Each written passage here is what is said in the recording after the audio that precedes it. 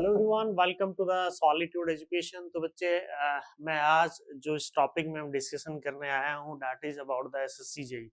और SSC JE का non technical part के बारे में मैं डिस्कशन करूंगा। काफी टाइम बाद आ रही है वीडियो, थोड़ा एक्चुअली टाइम का इश्यूज था, कुछ टाइम की लिमिट्स थी, कुछ टाइम नहीं मिल पा रहा था, इसी वजह से वीडियो नहीं आ रही थी।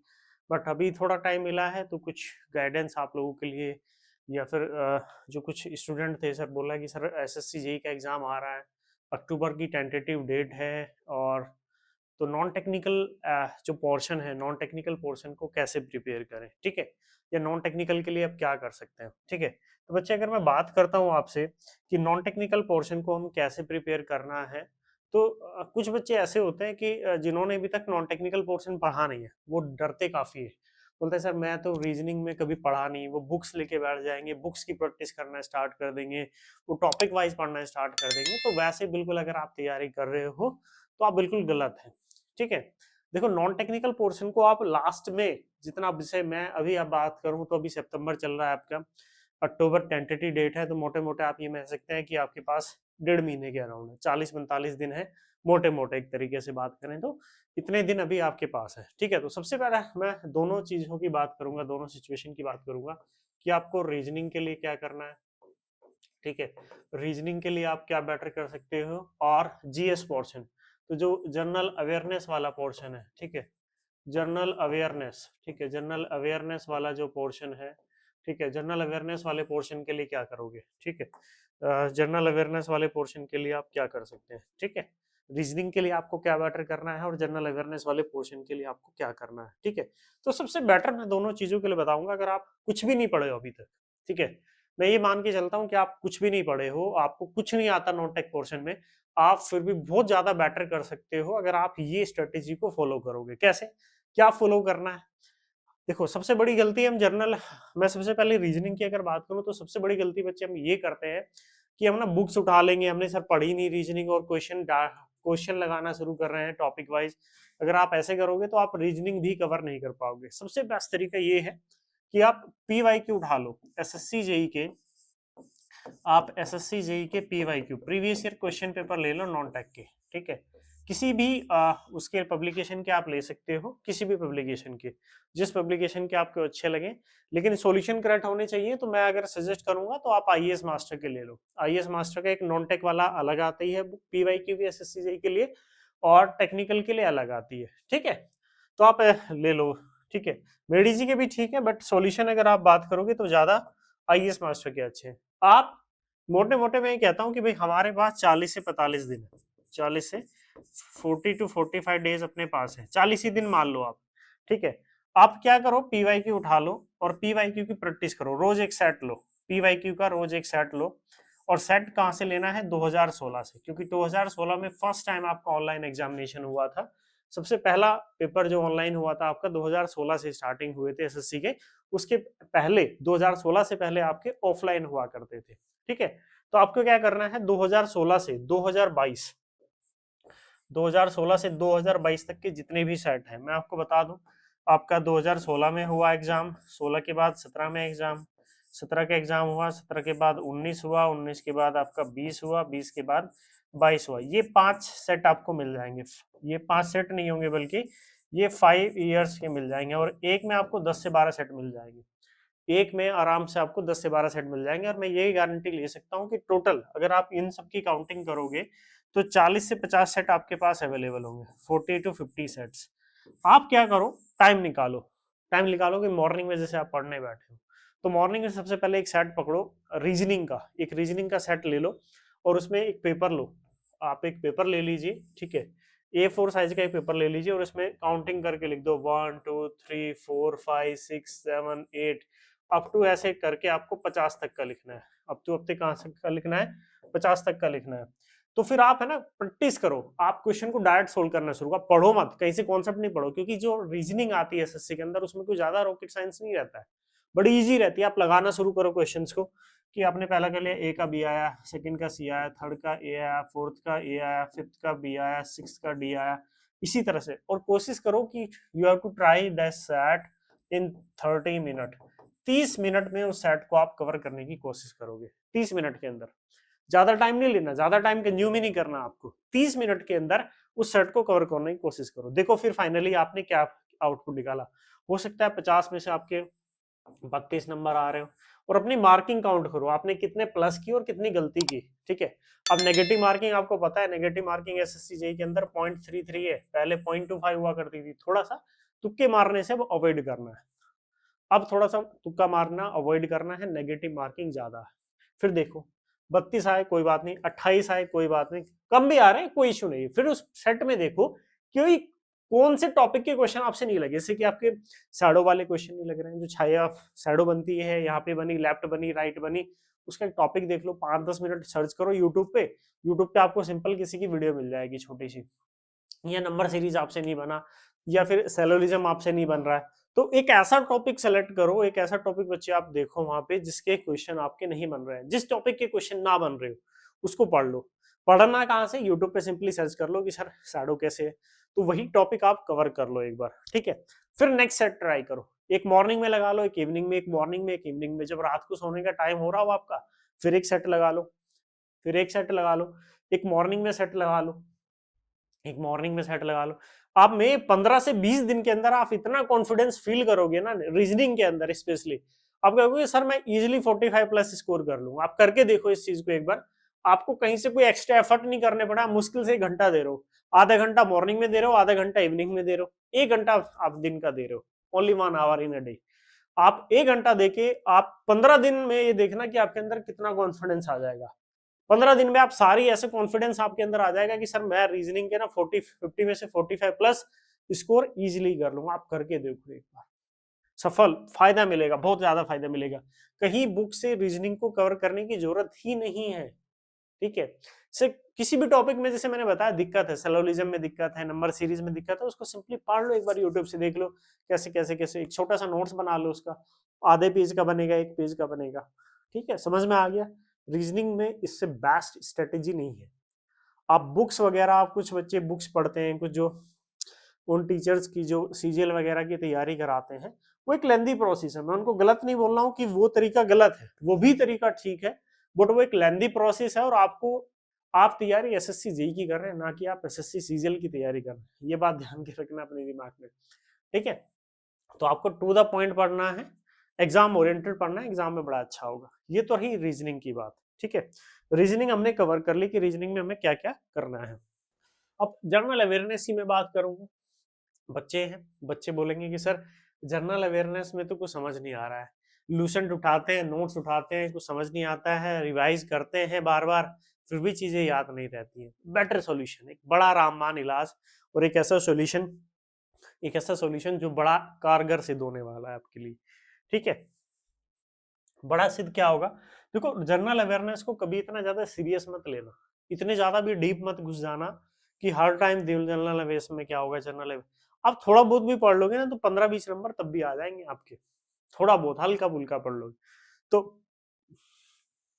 देखो जनरल अवेयरनेस के लिए क्या करना है, तो जनरल अवेयरनेस के लिए बेस्ट है, मैंने पहले ही बताया था कि आप है ना, एक बुक आती है, ठीक है, एक बुक आती है मनोहर पांडे की। ठीक है, मनोहर पांडे, मनोहर पांडे की एक बुक आती है बच्चे। ठीक है, ये 30 रुपए की आती थी, अब ज्यादा ज्यादा 40-45 रुपए की होगी। इसकी बहुत सारी बुक आती हैं वैसे, मनोहर पांडे की आएगी अरिहंत पब्लिकेशन की।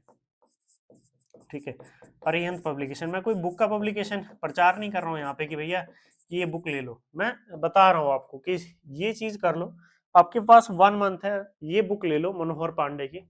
30 रुपए की आती थी पहले तो, अब ज्यादा से ज्यादा 40-45 रुपए की आती होगी, बस इससे ज्यादा नहीं, बहुत पतली सी किताब आती है। इसे थोड़ा थोड़ा पढ़ लो। क्या पढ़ना है, जनरल जीके वाला जो पार्ट है, जनरल नॉलेज वाला जो पार्ट है, कि सबसे लंबा कौन, सबसे ऊंचा कौन, सबसे पहला कौन बना था, सबसे पहला पीएम कौन था, जो फैक्चुअल चीजें हैं, ये हो गया एक जनरल नॉलेज वाला पार्ट, जीके वाला पार्ट बोलते हैं उसको। ये कवर कर लो थोड़ा सा, थोड़ा थोड़ा पढ़ते रहो। इंडियन हिस्ट्री का देख लो थोड़ा सा। ठीक है, हिस्ट्री में पहले, सबसे पहले मॉडर्न हिस्ट्री पढ़ना, मॉडर्न हिस्ट्री से सबसे ज्यादा क्वेश्चन आते हैं। ठीक है, उसके बाद पॉलिटी का देख लो, आप इसको इजीली कर लोगे, बहुत पतली सी किताब है ये, बहुत ही पतली सी बुक है, और सबसे ज्यादा जो फोकस करना है वो करना है करंट अफेयर पे। ठीक है, किस पे फोकस करना है बच्चे?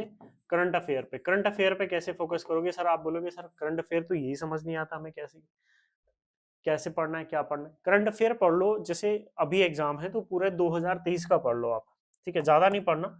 जनवरी 2023 से लेके अक्टूबर में पेपर होगा, तो मैक्स टू मैक्स आप सितंबर 2023 तक का कवर कर लो, मैक्स टू मैक्स। वैसे सितंबर का भी छोड़ दोगे तो कोई फर्क नहीं पड़ेगा, अगस्त तक का तो प्रिपेयर कर ही लेना है एटलीस्ट, ठीक है। ये 8 महीने का प्रिपेयर कर लो। क्या प्रिपेयर करना है? जनरल फैक्ट, कि अपॉइंटमेंट हुआ था, चीफ जस्टिस कौन हुआ था, या पहला कोई मिनिस्टर अपॉइंटमेंट हुआ है, या कहीं पे कोई नई गवर्नमेंट फॉर्म हुई है, या फिर आपका कोई गवर्नर बनाया गया है किसी स्टेट का, या फिर जैसे अभी कुछ मुद्दे बड़े हाईलाइटेड हैं, जैसे चंद्रयान था, तो चंद्रयान को कहाँ से, मतलब उसने जो रॉकेट लॉन्च हुआ था किस स्टेशन से हुआ था? श्रीहरिकोटा से हुआ था। कहाँ गया था? उसमें रॉकेट कौन सा पीएसएलवी यूज हुआ था? मिशन के आउटपुट क्या थे? वो सब चीजें आप देख लो एक बार। आदित्य एल1 अभी लॉन्च किया, जो एकदम ये कहते हैं हॉट चीजें हैं, जो बिल्कुल करंट अपडेटेड चीजें। आदित्य एल1 है, किसके लिए यूज हुआ? सोलर मिशन था। क्या स्टडी करने जा रहा है वो थोड़ा सा देख लो एक बार। जैसे अभी दिल्ली में G20 होने वाली है, तो G20 कब हुई थी, पहली G20 कब हुई थी, मतलब इससे रिलेटेड ये चीजें कवर कर लो।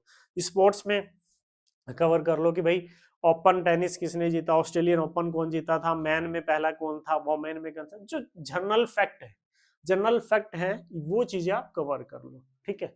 और आप इतना भी थोड़ा बहुत भी कर लोगे ना भाई, तो मैं ये कह सकता हूँ कि 20-25 नंबर आपके आ जाएंगे आराम से, ठीक है। 20-25 मार्क्स आपके आ जाएंगे जीएस के अंदर, और 20-25 मार्क्स लाना बहुत आसान है, इससे ज्यादा लगा कि कोशिश भी मत करना, ठीक है। अगर आप नॉन टेक का कुल मिला के 60 प्लस भी हो रहे हो ना, 60-70 के बीच में, 60-65 नंबर आप अगर नॉन टेक वाले पार्ट में ले जा रहे हो, और टेक्निकल वाले पार्ट में आप 70-80 कर ले रहे हो, ठीक है, 70 तक तो कर ही लोगे भाई, तो आपके 130 तो आपके ऐसे ही बन जा रहे हैं, ठीक है। और 120-130 नंबर बड़ा अच्छा स्कोर होता है एसएससी के प्री में अंदर, काफी सफिशियंट है, कोई भी दिक्कत आपको वहां पे नहीं आएगी। अगर आप इतना भी स्कोर कर लोगे तो you are in safer hand, आप एक अपर हैंड पे हैं, आपके पास काफी आउटपुट है, आपके पास बहुत मार्जिन है पीछे से, ठीक है। तो इतना चीजें कवर कर लो। हाँ, कुछ बच्चे होते हैं जो सीजीएल वगैरह की तैयारी करते हैं, तो उनके थोड़े से नंबर भी ज्यादा आ सकते हैं और थोड़ी उनकी प्रिपरेशन ज्यादा है, लेकिन मैं उन बच्चों के लिए बता रहा हूँ जो अभी एग्जाम देना है, जिन्होंने पहले नहीं पढ़ा है। या फिर एक और मैं कुछ बता दूं आपको, अगर ये भी करने का मन ना हो, ये भी करने का मन ना हो, तो किसी भी चैनल को पकड़ लेना, वहां पे आपको प्लेलिस्ट मिल जाएंगी। जैसे भैया हिस्ट्री है, ठीक है, हिस्ट्री की एक प्लेलिस्ट देख लो पूरी, पॉलिटी है, ठीक है, पॉलिटी की प्लेलिस्ट देख लो पूरी, ज्योग्राफी है, ज्योग्राफी की थोड़ी प्लेलिस्ट देख लो, वहां पे प्लेलिस्ट पड़ी होंगी यूट्यूब पे, उनके लेक्चर देख लो बार बार, उतनी चीजें थोड़ी सी रिमाइंड हो जाएंगी। मतलब एक मोटा मोटा ओवरव्यू आपको पता होना चाहिए। आपको कोई ना रॉकेट साइंस नहीं मांगता एसएससी। एसएससी ये नहीं पूछता है कि आपको कितना रॉकेट साइंस की जरूरत है, क्या है वो एसएससी को नहीं चाहिए। एसएससी को चाहिए कि हाँ आप कितने जगे हुए हैं, आपको कितनी समाज की नॉलेज है, आप थोड़े बहुत, बस हर चीजों की थोड़ी बहुत आपको नॉलेज होनी चाहिए। That is sufficient for the assessee JEE examination, ठीक है। और वैकेंसी आपको पता ही है, वैकेंसी ठीक ठाक है इस बार में, ठीक है। तो जनरल अवेयरनेस में ये मेरा सेगमेंट मेरे को करना है। उसके अलावा फिर भी मन करे किसी का, तो इसके पीवाईक्यू की भी लगा लेना, ठीक है। एसएससी के जो जनरल अवेयरनेस के पीवाईक्यू हैं, उनको भी एक आध बार कवर कर लेना, अगर मन हो तो। ना मन हो तो छोड़ भी सकते हो, कोई दिक्कत नहीं है। इसके अलावा और क्या करना है? इसके अलावा करना है टेस्ट। टेस्ट जरूर देने हैं, टेस्ट सीरीज जरूर देनी है। टेस्ट सीरीज इंपॉर्टेंट है। इंपॉर्टेंट क्यों है? टेस्ट सीरीज आपके अंदर का डर, जो आपके अंदर डर पैदा हुआ है, या जो फियर आपके अंदर है बच्चे अभी, उसको बाहर निकालेगा टेस्ट सीरीज। तो टेस्ट सीरीज सबसे इंपॉर्टेंट है। टेस्ट सीरीज आपको जरूर देनी है। टेस्ट सीरीज के बिना आप एग्जाम में वहां पे, वो नहीं होता कि बिखर गए, तैयारी तो बड़ी अच्छी थी लेकिन पेपर बिगड़ गया, पेपर खराब हो गया। क्यों? क्योंकि आपने उस तरह की प्रैक्टिस नहीं की थी, उस लेवल की प्रैक्टिस आपने नहीं की थी। दैट्स वाई आप एग्जाम में थोड़ा सा वहां पे बिखर गए और आपका एग्जाम खराब हो गया। तो ये नहीं करना है, ये नहीं करना है। टेस्ट सीरीज जरूर देनी है, और टेस्ट सीरीज फटाफट ज्वाइन कर लेना। कहीं भी जहां आपका मन करे वहां टेस्ट सीरीज को ज्वाइन कर लेना। या सॉलिट्यूड एजुकेशन पे भी आपको अगर करनी है, तो ये मैंने लॉन्च की थी टेस्ट सीरीज, इसको चाहो तो इसको भी ज्वाइन कर सकते हो। बहुत ही नॉमिनल प्राइस मैंने इसके रखे हैं, दैट इज 149 रुपीज, 150 रुपीज है, 150 रुपीज है। ये बहुत ही नॉमिनल प्राइस है। और इसमें जो मैंने डिजाइन किए हैं, मैंने सब्जेक्ट वाइज भी आपको दिए हैं, ठीक है। आपको सब्जेक्ट वाइज भी मिल जाएंगे, सब्जेक्ट वाइज में दोनों मिलेंगे। टेक्निकल वाला पार्ट भी मिल जाएगा सब्जेक्ट वाइज में, और नॉन टेक्निकल वाला पार्ट भी। नॉन टेक्निकल के जनरल अवेयरनेस के टेस्ट अलग दिए हैं, रीजनिंग के टेस्ट अलग दिए हैं, और टेक्निकल में सब्जेक्ट वाइज दिए हैं। और फुल लेंथ भी अच्छे खासे दिए हैं। फुल लेंथ मैंने 10 फुल लेंथ दिए हैं, और अगर इतने भी फुल लेंथ आप लगा लोगे तो सफिशियंट है। 10 फुल लेंथ सफिशियंट होते हैं, बट ठीक है, इतना कर लोगे सफिशियंट है एसएससी जेईई के प्री के लिए। कैसे करना है ज्वाइन? वीडियो के डिस्क्रिप्शन में मैंने ऐप का लिंक दिया हुआ है, सॉलिट्यूड एजुकेशन ऐप का। जाओ फटाफट डाउनलोड करो, वहां पे कैटेगरी बनी मिलेंगी, सिविल इंजीनियरिंग, मैकेनिकल, वहां पे कैटेगरी मिलेगी टेस्ट सीरीज के नाम से। टेस्ट सीरीज में जाना, वहां पे टेस्ट सीरीज मिल जाएगी। नॉमिनल प्राइस है, बहुत ही कम प्राइस है, कोई ज्यादा प्राइस नहीं है, 150 रुपीज ओनली, ठीक है, 150 रुपीज के ये है। इसके अलावा अगर किसी को, इसके अलावा बच्चे किसी को बैच पढ़ना है कंप्लीट एसएससी जेईई का, जिसमें टेक प्लस नॉन टेक दोनों पार्ट हैं, जिसमें टेक प्लस नॉन टेक दोनों पार्ट है, वो भी पढ़ सकता है। टारगेट एसएससी जेईई बैच करके है सिविल वाले बच्चों के लिए, ठीक है। वैसे तो प्राइस है इसका 3000, लेकिन 1000 ये कूपन कोड आप अप्लाई कर लेना, ऑफ 1000, ये कूपन अप्लाई करोगे 1000 ऑफ हो जाएगा। ये आपको प्राइस मिल जाएगा बैच 2000 रुपये में। वैलिडिटी इसकी 1 ईयर है। वैलिडिटी कितनी है बच्चे? 1 ईयर वैलिडिटी है, आप ज्वाइन कर सकते हो इसको। डेस्कटॉप पे भी देख सकते हो, मोबाइल पे भी देख सकते हो। नोट्स जो आपको मिलेंगे टाइप वाले मिलेंगे इस बैच के अंदर, ठीक है। और इस बैच का फायदा ये होगा कि आपको फ्री एसएससी जेईई की टेस्ट सीरीज मिल जाएगी, ठीक है। एसएससी जेईई 2023 की फ्री टेस्ट सीरीज आपको मिल जाएगी।